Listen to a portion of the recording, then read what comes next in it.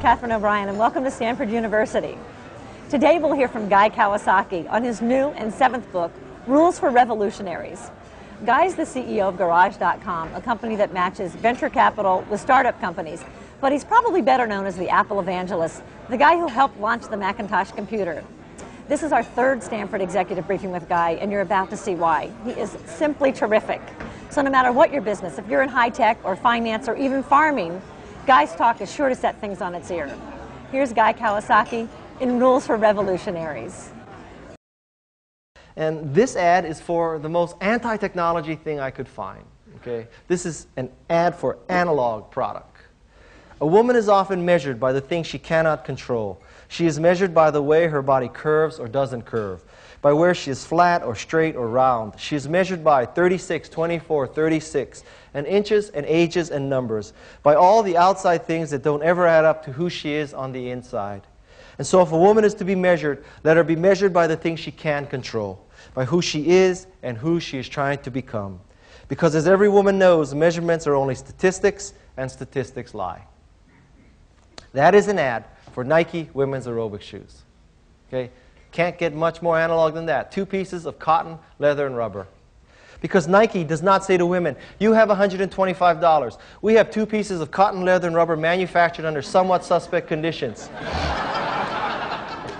And if you give us $125, we'll give you 2 pieces of cotton, leather, and rubber. That's not the pitch. Right? The pitch is cotton, leather, and rubber can now stand for efficacy and power and independence. And if they can do that with shoes, imagine what you should be able to do with your products.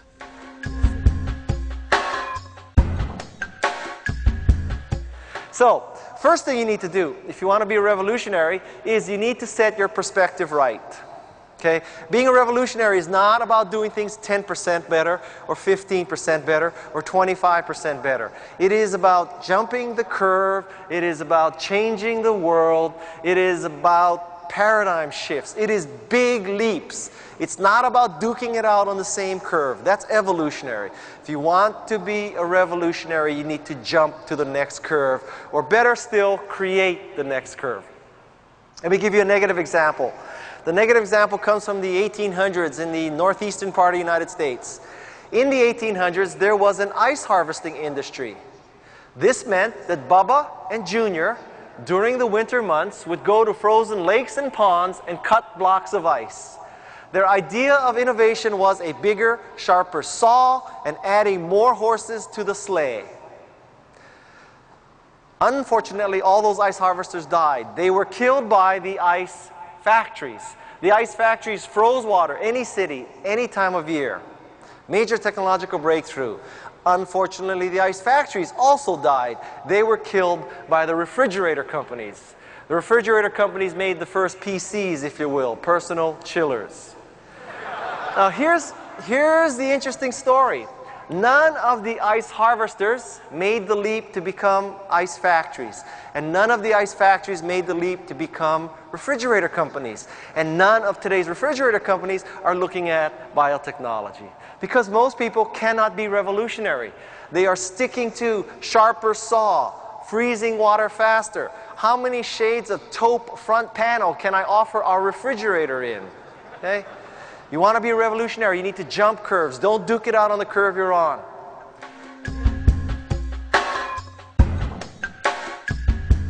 I worked in this Macintosh division. We were the greatest collection of egomaniacs in the history of Silicon Valley. We were the hand-picked, spoiled children of Steve Jobs.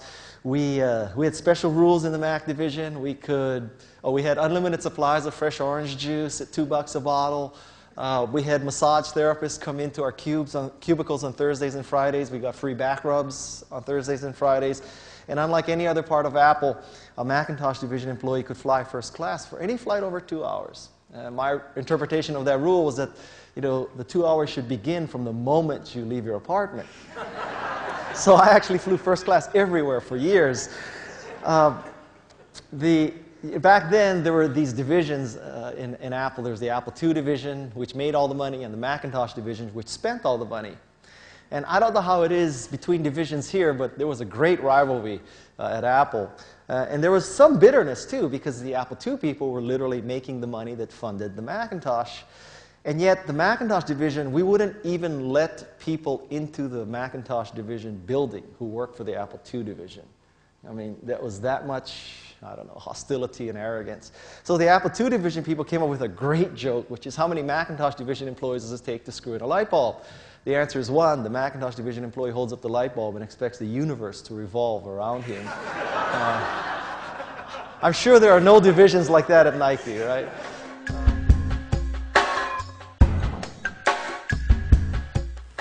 The 6th thing is to let 1,000 flowers bloom.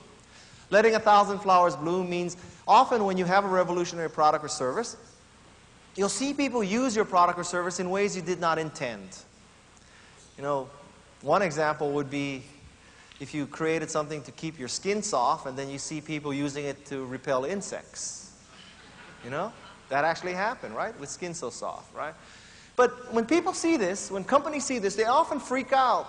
They call up their PR department, their marketing department, their advertising department. They want to reposition their product correctly. They can't stand the fact that people are using their cosmetic product for an insect repellent.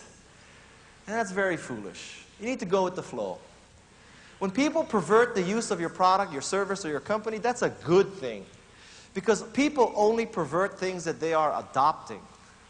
There are only really 2 options. People either use your product and pervert it, or they ignore it. And trust me when I tell you, between those 2 options, you'd rather have them pervert it.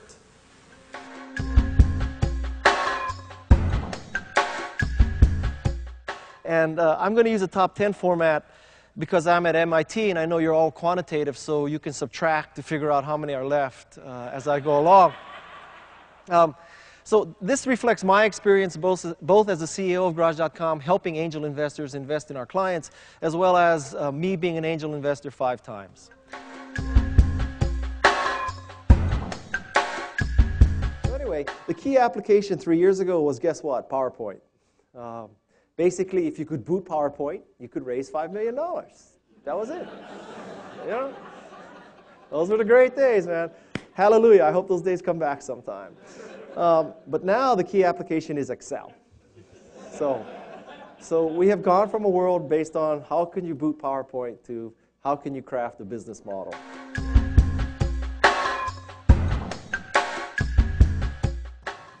I think you'll also see in pattern recognition that the next big thing is likely to start with less than $500,000 of financing. It seems, if anything we have learned in the past 5 years, less is more when it comes to funding a startup.